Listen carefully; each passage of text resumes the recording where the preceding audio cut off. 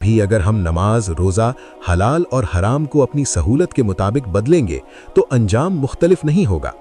یہ قرآن کی وارننگ ہے، یہ تاریخ کا سبق ہے اور یہ ہمارے لیے ایک آخری یاد دہانی ہے۔ یہ یاد دہانی ہمیں خوف، عبرت اور احتیاط کی ترغیب دیتی ہے۔ ہمیں سوچنا ہوگا، ہمیں اپنے اعمال کی اصلاح کرنی ہوگی اور اللہ کے احکام پر مکمل اطاعت کرنی ہوگی۔ کیا ہم سنیں گے یا نظر انداز کر کے وہی غلطیاں دہرائیں گے جو بنی اسرائیل نے کی؟ یہ کہانی صرف ماضی کی نہیں بلکہ آج بھی ہمارے لیے آئینہ ہے۔ ہماری طاقت، ہماری عقل، ہماری سہولت کے پیچھے چھپی ہوئی نافرمانی ہمیں بھی کبھی ذلت اور عبرت کی صورت میں واپس لوٹا سکتی ہے۔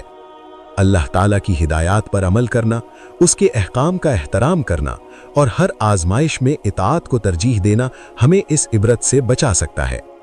یہ واقعہ ہمیں یاد دلاتا ہے کہ انسانی فطرت میں وسوسہ اور غرور ہمیشہ موجود رہتا ہے، لیکن ان کے سامنے عاجزی اور فرمانبرداری ہی اصل طاقت ہے۔ یہ ایک سبق ہے، ایک پیغام ہے اور یہ ایک آخری یاد دہانی ہے کہ اللہ کے احکام کو چھیڑنا، ان کے ساتھ چالاکی کرنا اور اپنی خواہشات کو مذہب پر فوقیت دینا قوموں کے لیے تباہی کا سبب بنتا ہے۔ یہ سبق ہمیں اپنی زندگیوں میں بھی لاگو کرنا ہوگا تاکہ ہم نافرمانی کی سزا کا شکار نہ ہو۔